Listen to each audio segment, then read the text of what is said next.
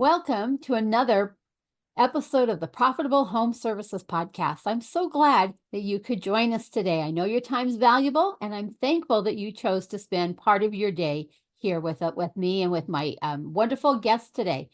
My guest is Al Levi from the 7 Power Contractor. He's going to wow us with his brilliance. How's that, Al? Sounds great. I can't wait to meet Al. So anyhow, let's get started and see what kind of gold nuggets that we find in this episode of the Profitable Home Services Podcast. Welcome, Al. So glad to have you join us today. Thank you. Appreciate it, Diane. So we were talking earlier before we started hitting our little record button, how I found you. And I found you through the topic of processes and systems and SOPs and all that type of stuff that nobody wants to talk about. It's not fun. It's hard It's hard work. It's heavy lifting, but so necessary in a home service business.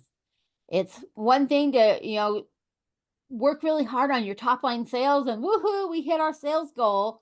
But meanwhile, the business is crumbling because what got you to where you are today is not going to get you to where you need to be tomorrow without some good, strong foundations, which part of that is your systems and your processes. Yeah, that is so true.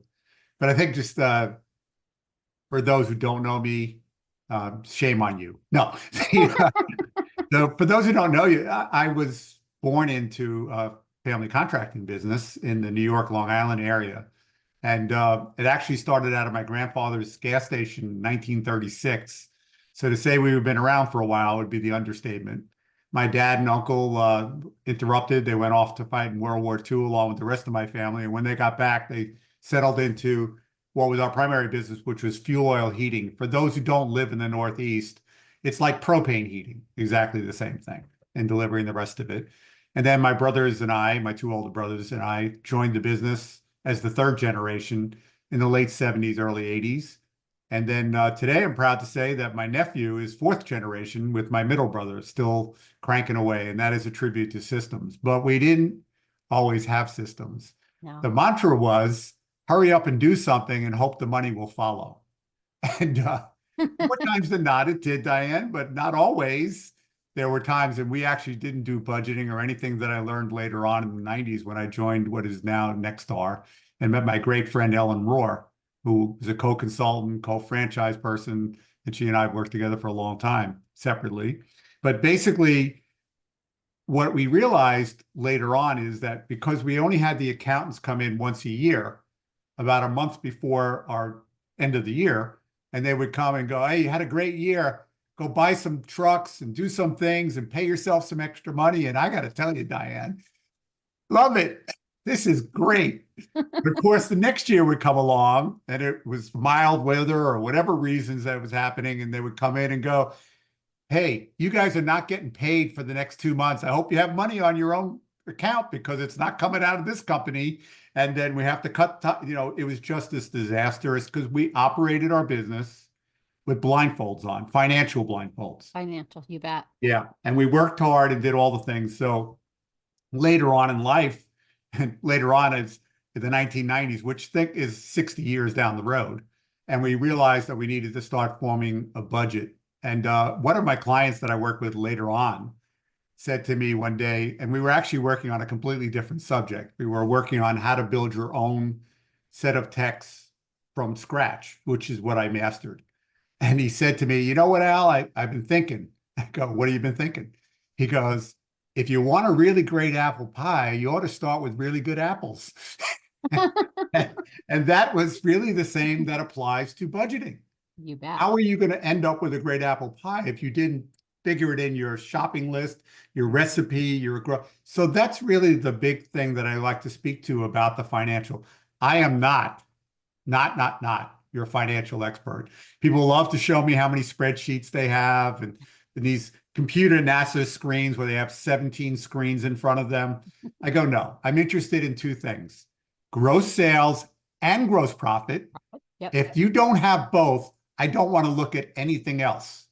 That's really what you need to have, both of those things. Now, if you're going to get down to it, learning how to run your company on percentages which is what Ellen taught me so many years ago, is critical to the operation, because if you don't have that, you really can't forecast, you can't make mid-course correction. And the way she said it early on is, think of it as a financial GPS. That was very impactful. And that's Having very said true. all of that, Diane, I'm sorry for laughing, but it always cracks me up. I've been labeled for the last 22 years as the systems guy. What they don't understand is at my business, I did everything, just Uh-huh. like everyone was taught. Even though we were not a small company, we were 17 million in sales, which back in the 90s was real money. A And lot of money. so, yeah, we just did all these different things. And basically, I was really great at sales and marketing. I sold $1 million a year in the 90s as a part-time job. It was one of my million jobs. And so I would have loved to spend time on sales and marketing. The problem was every time I sold something for my own company, my team was really good at blowing it up. So I had to backtrack myself and learn how to create all these systems to give us the best chance for the outcome we were desiring. Right. And I love the fact that you had to stop and back up and create systems. And when you have those systems in place, you can plan for the type of profit that you want to have. But if you Yes. have no systems in place, you end up out there redoing jobs and all the callbacks and all the lost jobs because nobody had a system in place that's answering your phone, and lost jobs because you're dumping your marketing in an area that isn't doing anything for you. I mean, it's just a bottomless pit of profit leaks Oh, without the that is a systems very in true place. statement. There isn't a profit leak. No, it's There are bottomless, profit leaks. And plural. that is really Right. kind of the thing. And even just if people would take the time to flow chart from the beginning to the end of the customer experience and what they have to go through with your company, those leaks would already become apparent. They would.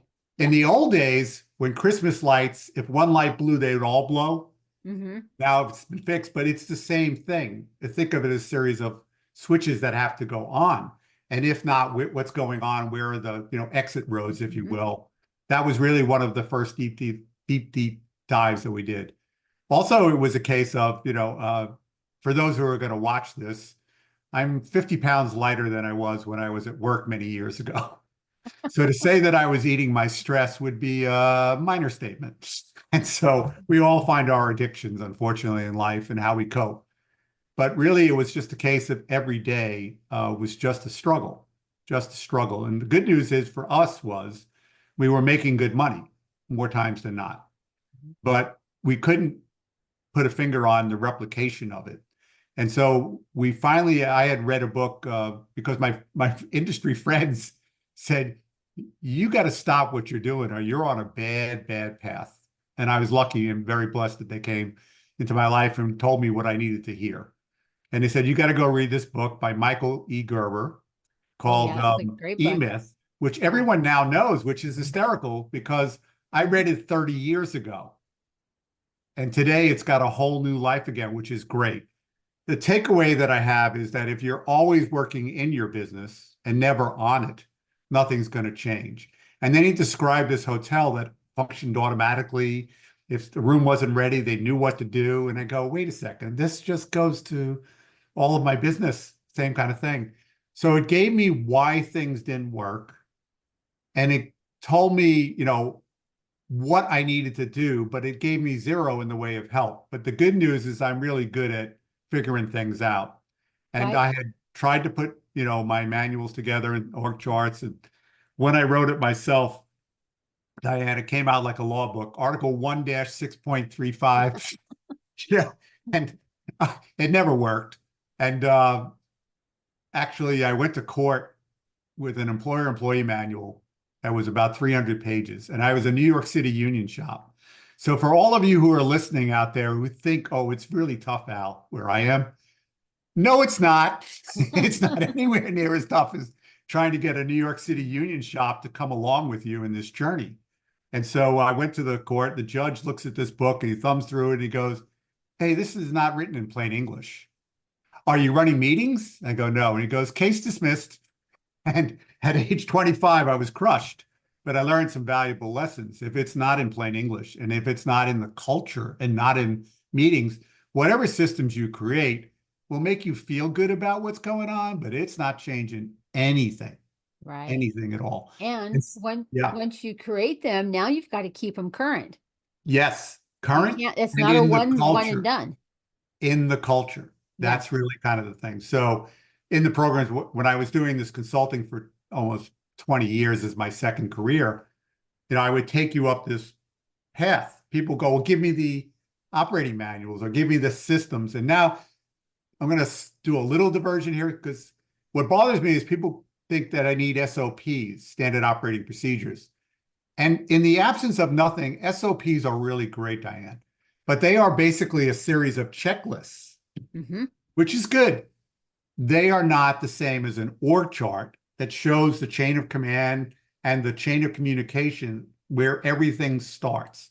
I call it the bingo board. And then each box on that is interrelated with other boxes. So they really need a playbook, what I call an operating manual, so that they can own their box or boxes on that org chart.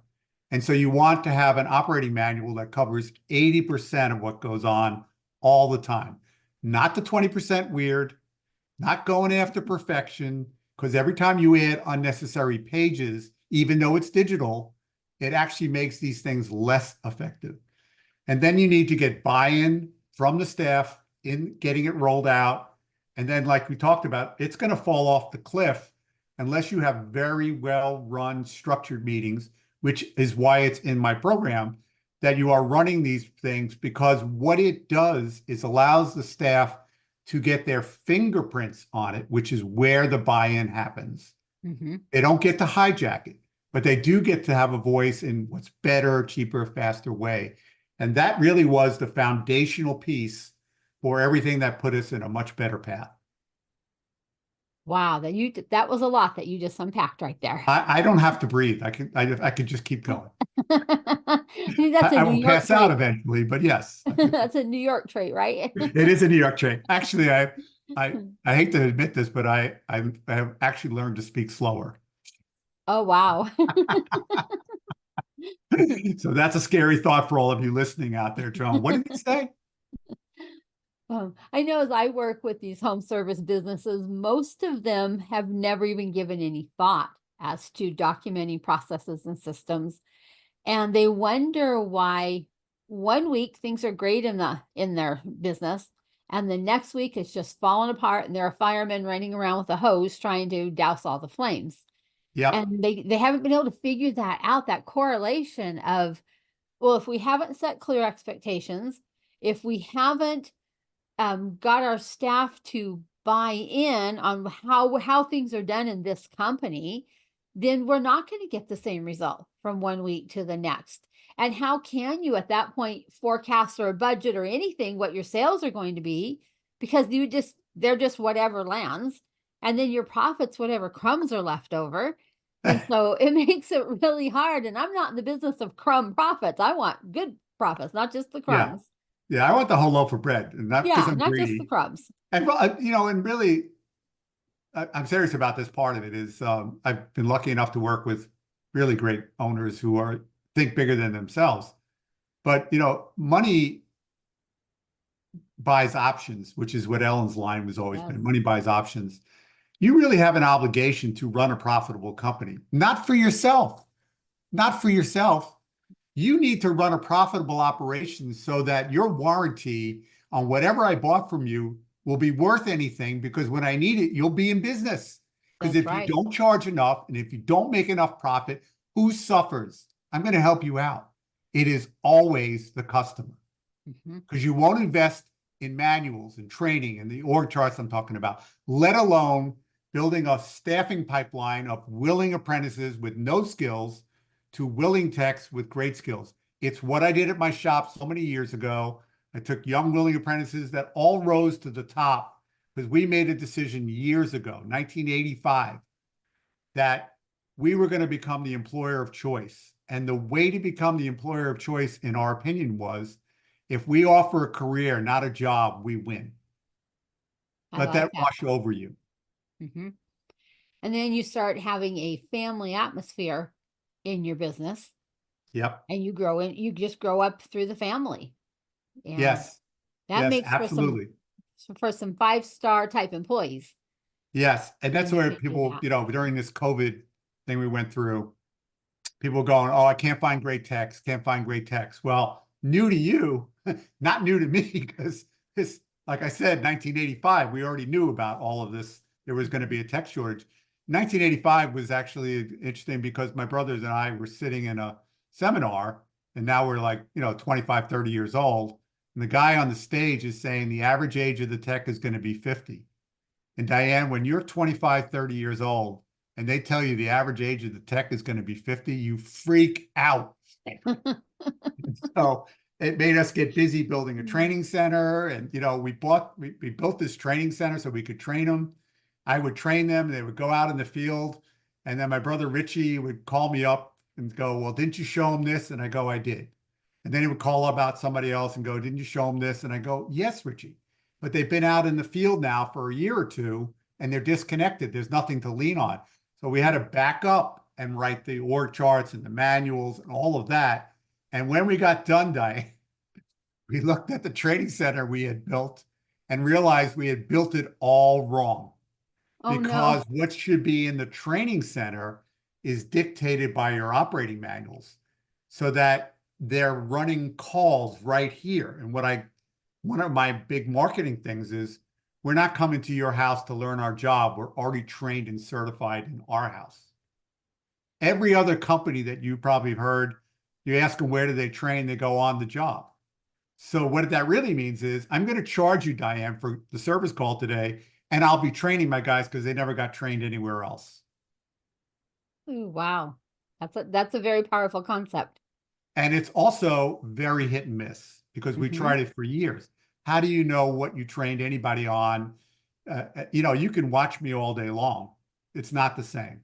No, I not could till you watch do it. you, I could watch you working through a budget, doing an Excel sheet, and you can look up and go, yeah, you getting this? I'm going to say, yeah, yeah. And Yep, as yep, soon as you it's walk good. away, I'm going to go, what did she say? What am I supposed to do? Right. Which column was that? Yeah.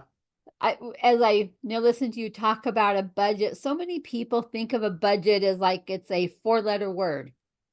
Like it's one of those dirty words, is the word budget. And so I like to call it a profit plan. I It's a like that. different context on it.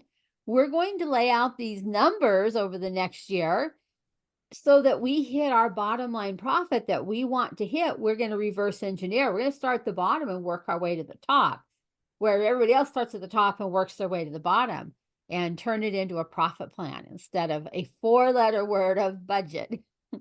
Part of it too is the truth of it is we don't want to fail. No. When people ask me, why do people resist change so much? I said, well, I can tell you from my own shop. The guys used to complain to me all the time about how much they hate this. And then I would come up with a solution and I would present it to them. And they would all of a sudden start defending what they hated. And so I was questioning this. And what I finally stumbled on is they were afraid to fail. So when you want to introduce a change, you have to explain it and make it visual so that they understand I'm not going to let you fail. Here's what I'm doing to make that happen. So like when you do this profit first thing and you work backwards and reverse engineer it, you're beginning to help them visualize, yeah, I can do that. It isn't this crazy goal like I'm in LA, I'm going to end up in New York and I'm going to disconnect and just find my way without a GPS. Impossible. Profit planning is GPS, my friends. Yes. You can stop anywhere you want. By the way, I recommend Buc-ee's if it's on your way. But anyway, it's just a case of you need to have a plan and execute. I'm a big fan of reverse engineering. As I was saying before we got started, is I'm really interested in two things: gross sales and gross profit. Guys like to show me a million numbers. I'm not their financial guy.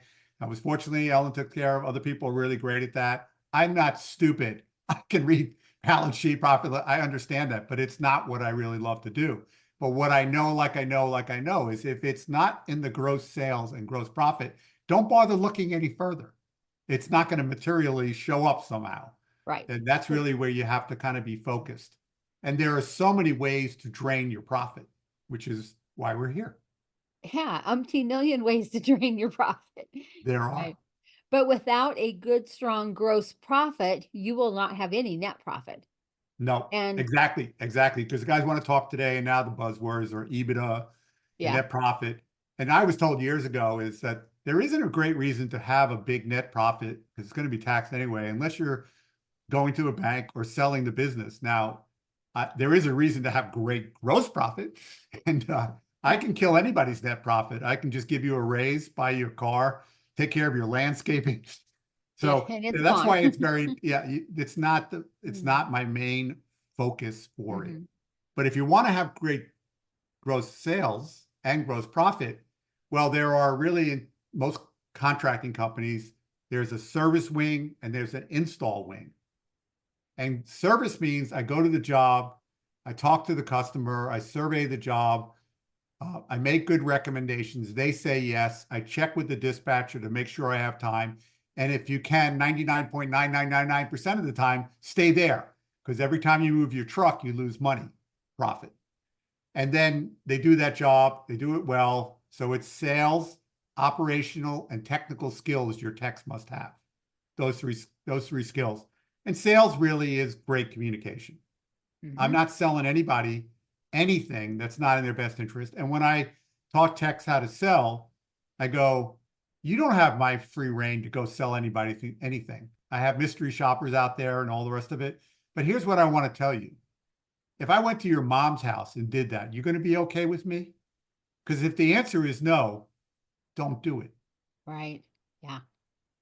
And then the other wing is install, is somebody goes to a big job a day or longer, takes the measurements, videos, uh, takes all the measurements, sells the job. When it gets done, they speak to the install coordinator.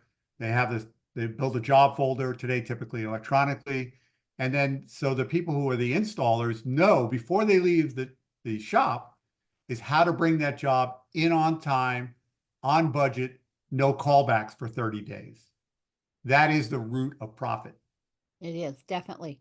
All too often, I see these callbacks happening and they're running all over the county with no rhyme or reason, trying to put out the fires that happened. And like, there goes your profit. As long as you're in a truck, your profit is just siphoning away. Absolutely. It's, Right. the best for those of you, anybody who's a plumber out there, or if you just happen to like to run a bath, think of it as you're trying to fill a bathtub full of profit. And if you don't have good systems and if you don't have people trained to those great systems, the drain is wide open. Let that Right. wash over you for a minute.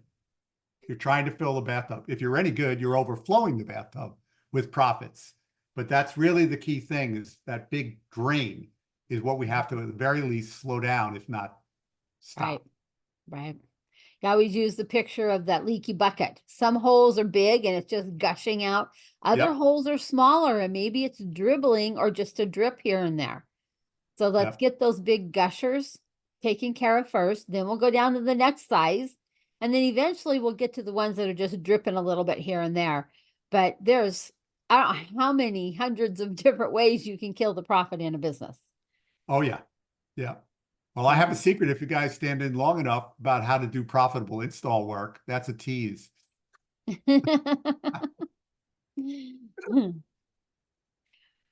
Well, Al, what are some other areas that can help solidify a foundation in a home service business? And we've talked Well, about processes and stuff. What else? yeah, I think it really starts further up. Hmm. We as owners have to have what I call the truth mirror put in front of us Hmm. because, it's kind of our child. And even though I came into the business, my job was to maintain the children, grow the family, get them healthier. And exactly that's why my nephew is now their fourth generation in the business, doing great. But the point of this whole thing is we as owners have to grow, or we are automatically the chokehold on our business. If you are the only person who can do it right, well, unless you have a clone somewhere, we got a problem. And I actually had this conversation. We were 70 people, just so you have some perspective. And there were 25 plus techs. We did residential, commercial, and industrial, plumbing, heating, cooling, electric. So that's quite a big mouthful. It's big, yes. And my brother Richie and I would be some of the late, 2 a.m. We'd meet up at the office after we'd been out working. And Richie would always kind of like, well, why don't these guys do this? And why don't they do that? And why don't they do this? And I just leaned back and then I looked at him and I go, Richie, two things. If they could do all of that, why are they here working for us instead of down the road running their own company? Number one. And number two is you don't really want an employee. What you want is a clone. You want the ability so that you don't have to talk. You want them all to mind read you and be able to do whatever it is that you do as well as you do. And as much as I tease Richie, your listeners and your clients, I guarantee if you hold up the truth mirror to them, that's their secret hope. Right. Is that the next person walking through the door is going to solve this problem, whether it's a general manager or somebody else's service manager is going to be the next guy who's going to fix it, or install manager, or my office manager or account, they're going to make it all work. And I'm here to tell you, not likely. No, that doesn't happen that way. And even if they could, Diane, what happens when they go across the street and the bus hits them? It's bad for them. But guess what? It's really bad for you. Yes. I'll tell a little story about that is, so when I spent a year, not taking a year off, but I spent a year when I committed to building the org charts and the manuals for all of the boxes. And I started to just build the task list for all those boxes. So when I would run a service call, I would turn to my empty seat. Now I went around the corner, so the customer didn't think I was going to freak out. And I would talk to my empty seat and said, this is what I did when I was on the job. And then I would jot down notes. Okay. And it was the beginning of it. Mm-hmm. And then I did the same thing when I sat with my accounts receivable, accounts payable person, my CSR, my dispatcher, so I could come with it. So I end up with my operations manager who, he knew him forever. And I asked him a question about something and he goes, well, that really depends. And then I ask him another question. He goes, you really can't define that. And it goes on for a couple of minutes. And I lean back in my chair and I put my pen down and I go, here's what I can tell you. You think by not sharing this information, you will keep yourself indispensable. Now, here's the reality is if you did walk across the street and got hit by a bus, I'd be in the same place. You are not valuable because of what you know. You are valuable by the people you empower. That is how you have real power at this company. And to his credit, he gave up what he needed to do. So as luck would have it, Diane, I started my consulting career in 2002. And one of the first places I go is a really good company. They were doing electrical. Now they're doing plumbing, heating, cooling. And it went from about 5 million to 50 million in sales and profitable sales. Mm-hmm. So good for them. But as we're putting this all together, I go, be aware that this will happen at your company. He goes, oh no, all these people are handpicked. They're going to be able to cooperate with us. They're going to want this to happen. So he calls up a week later and he goes, you'll never guess what happened.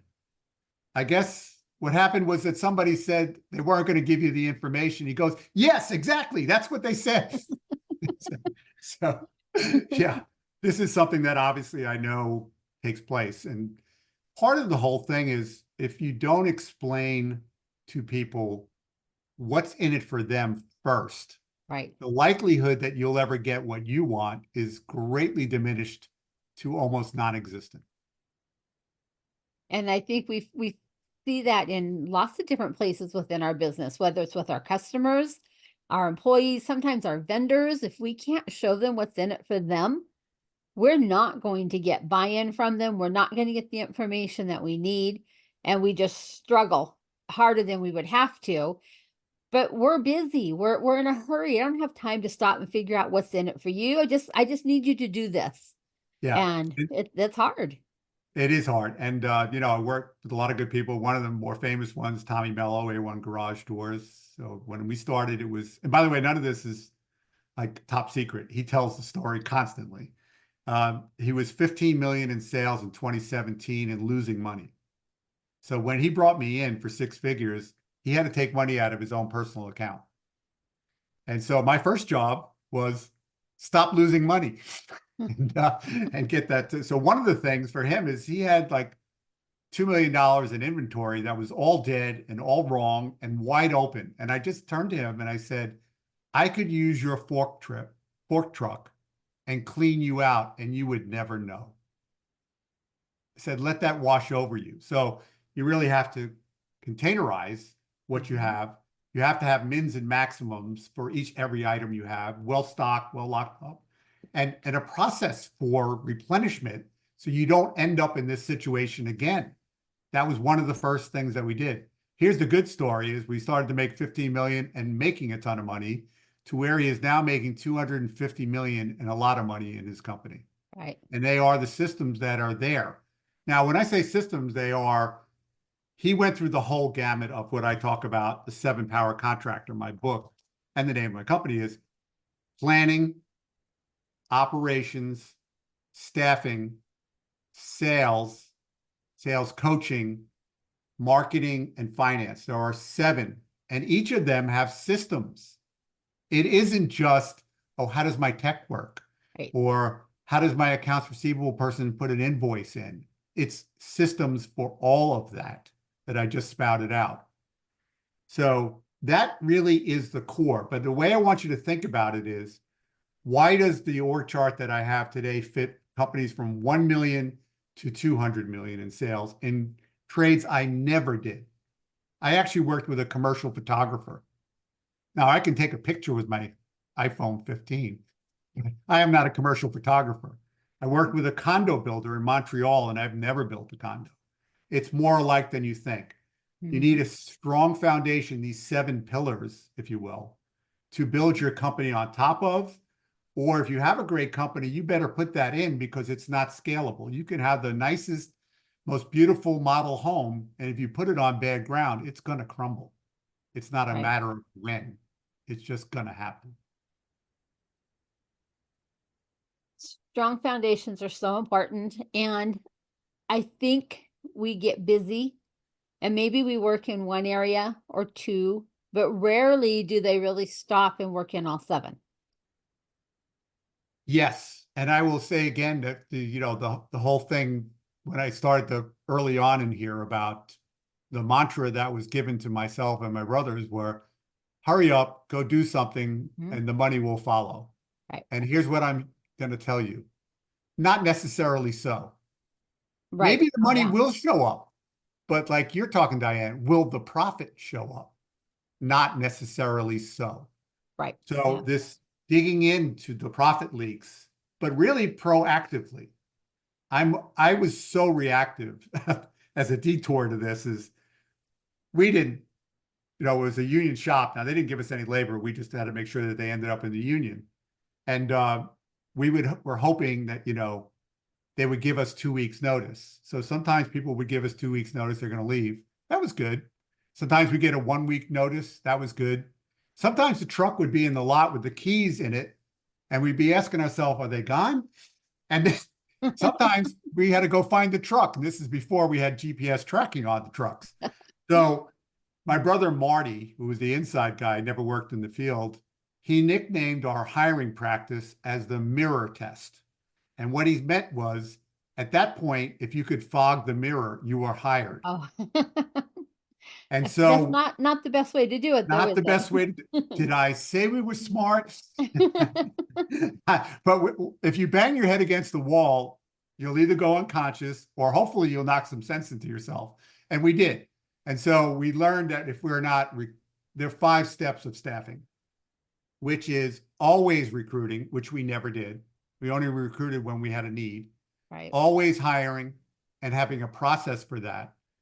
Always orienting. Now, we were so desperate, we didn't even know there was a step called orienting.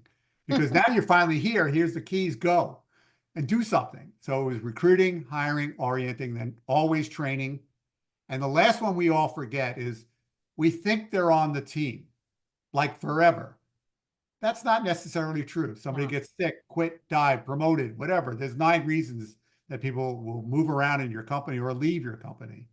So the last one is always retaining.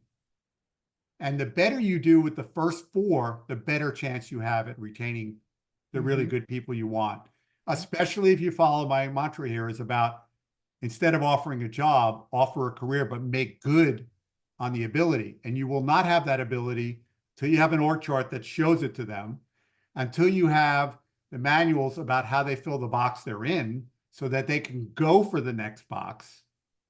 And then you have to have what it takes to train them internally. And you have to build it into your profit so that you can send them to school, because somebody has to account for those hours. One of the great guys who taught Ellen Rohr was Frank Blau, industry changing person, changed really the whole industry of billable hours and such. I was complaining to him, and all right, I will admit, we were at a bar in Dallas at one of the events at 11 o'clock, where all good education goes, as you all know, after the convention stuff during the day is done, is we sit in a bar and talk about stuff. And I was complaining about, guy, I don't get all my stuff back, and, they damage stuff. And he just goes, customer pays for everything. And then I start to complain about something else, and he looks, and finally he just turns to me and he goes, what are you not getting that the customer pays for everything, Al? Now, they should not be punished because you're inefficient, because you have no systems. You can't get your act together. No, I'm not saying that. But you do have to charge the right price, and you do have to get your act together. And I think all too often they don't understand what percentage is their overhead. Oh yeah. And so they'll bid a job, or they'll price a job. And because I've heard them tell to me different times, well, I covered my materials, I covered my payroll, and I threw an extra 15% on there just because. I says, well, does that extra 15 cover your true overhead? Well, I don't know. And then they wonder why they're not making any money, because their overhead might be 40% or something, or 45, and they threw 15 on just to be sure. Okay, we're going to go back 30 years, Diane. We used to buy a motor for $30, pay you $30. That was $60. And we go, well, there's $40 of profit there because we're going to sell it for $100. And so not knowing, anything about, indirect costs and direct costs, I didn't know any of it until I joined Nexstar and of course met Ellen and went through this stuff about all the things you do not account for. Right. All the things you don't account for. So I built a budget for the very first time in 1994. And plug in all the numbers. And the first thing we calculate is that our billable hour price comes out to $150, which today is nothing. But back then, that was like monstrous. Big number back then. Big number. And so we calculate a toilet comes out to like $400. And my brother Richie looks at me and goes, do it again. So I do the budget again, and it comes out to the same thing. And I looked at him and I go, here's what I have to tell you. For the first time in my life, I now understand that not every customer that calls us is our customer. Right. Right. What I needed to be prepared for, though, I said, which are going to be the most problematic customers when we get to charging what we need to charge? And I realized immediately it was friends, family, house of worship. And so when they would call, at the beginning, when it was all new, I would say, Diane, I so appreciate the opportunity. We may be higher than some, and you're entitled to know why that is. Everyone who's coming to your house is following operating manuals. They will do it exactly the same. And if there's a problem, we're going to be able to straighten it out without a lot of extra unnecessary issues for you. They're going to be clean and neat. They've been drug tested, criminal background. All of those things are so that they are safe in your home and you can feel secure. They're going to ask some key questions. They're going to do a survey so they don't miss anything, so you don't have to miss more time from work. They're clean and neat. They're going to cover the floors. They're going to do only the work that you approve. You will know the price ahead of time. When they get done, they're going to bring you over and show you that the job is clean, and you tell them if it is or isn't, because we'll make it right. And if you have a problem, we're coming back with a smile on our face. If that's worth more money, we're your company. And if not, so appreciate the opportunity. The answer is I never lost any of those customers, and I cut off at the pass the raising the objection. I love that. That's some powerful wording. Yep. Right. Yeah. Strategically placed yourself in a completely different field than your competitors. Yeah. And I still felt what I share with my guys as we got further along in this process. A good industry friend of mine who lived on Long Island said, because I was complaining about, customers and the rest of it, he goes, Al, how about this? Your customers woke up today. They had a choice of 2,000 other companies they could have called, but they called you. So think of it as an honor. And it's funny, the mindset difference, Diane. Oh, yeah. But I told my guys, I go, they could have chose 2,000 other people. Let me ask you something. You think they have what we have? You think they have all this stuff that we do here? I'm going to tell you right now, there's not a chance in the world. And if we come back, do we make it right, or we're just going to eat it if we have to, because it's already built into the jobs? Yes. Would you have your mother hire us? Because if the answer isn't yes, then something's wrong. And so that really was a very strong thing. They were not sales robots, my guys. They went with their head up, their chest out. And when they got to the door, they said to themselves, I'm glad I'm here because no one's going to be able to serve this person better than me. Right. If you want to know a sales mantra, that is the sales mantra. Yeah. I love your mother test. I've always called it the grandma test because we seem to have a little more respect for grandma than maybe we do for mom. That's And probably true. I may have to update it a little bit. Yeah. right. And I've as in my own coaching program and stuff, we've brought it up as they'll explain something. It's like, is that how you would explain that to your grandma? Well, Yep. no. Okay, let's try again. How would you explain this to your grandma? And usually they're more respectful. They'll stop and explain it in more detail. And speak English. Yes, and speak it Do in you want to English. hear about ohms and amps and things of that nature? Yeah. No. Yeah, no No. way. No, thank you. Yeah. Yep. And so the grandma test works really well, whether it's in home service industry, whether I'm explaining something on a tax return to somebody, it doesn't matter. You're putting that grandma test in there. How would I explain this to my sweet little grandma? I How love would it. I explain that to her? So take that one and use it. Yeah. I got the Profit League. I gave a tease. So let's get that Oh, bucket out. let's I'm get ready. my little bucket out, my proud to be profitable bucket. Okay. We're gonna drop some money in here. Yeah. So on my org chart, it reflects about this reporting order, the sales manager, and then there's the sales wing, and then there's the install wing. So when I explain to people about this org chart and the positionality and the connection to it, and I go, this is how you run a profitable install wing. And you might ask yourself, well, Al, how do you know about running a profitable wing? And I go, because I ran an unprofitable install wing for many years with 5 crews causing damage every day. And I paid my system advisors, fancy name for big ticket guys, I asked them to bring me $1 million a year. Now, that was their full-time job. I was doing it as a part-time job.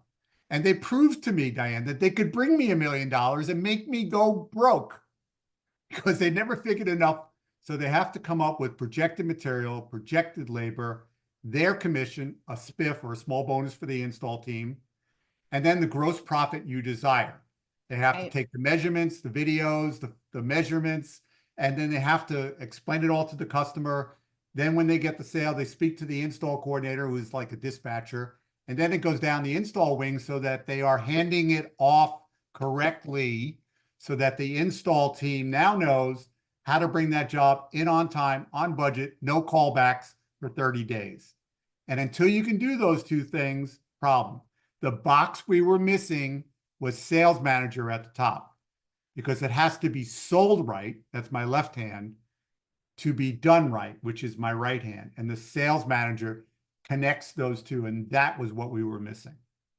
That sounds like it was a humongous profit leak for you. It was a great profit leak finder, detector, squasher.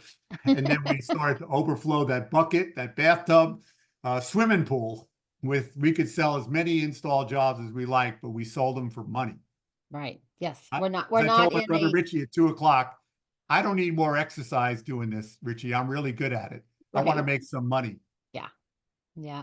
Well, Al, thank you so much for being on this episode of the Profitable Home Services podcast. I'm so thankful that you, like all of our other podcast guests, are givers. You're willing to share your knowledge, share your expertise, because we're all in this together. We all want our home service businesses to be successful, to be profitable, to be able to pay their team, really great wages, to be able to buy top quality products. We want them to succeed.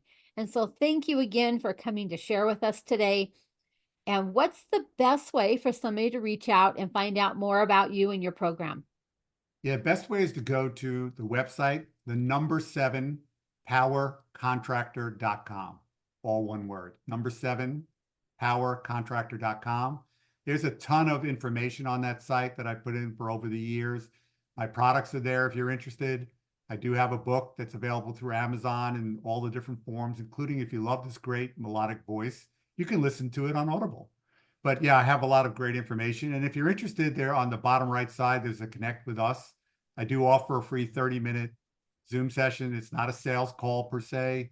I'm basically going to talk about your business and then talk about what it is that my 2 programs that are now online do that can be of service to you. Okay. And you're under no obligation. It's the 7powercontractor.com is a good place to go. And I know you have some free things to download because I've downloaded them. Yep, that's right. There are some free things there. Right. They're very good. Thank you again, Al. Thank you Thanks. everybody for listening today and joining us on this particular special episode. Check the show notes below because I always have something free that we're giving away for you. I'm not sure exactly which one that we're showcasing right now, but check our show notes. Be sure and download the free gift that we have for you on every episode. And we will catch you on the next episode. Thank you so much and bye-bye.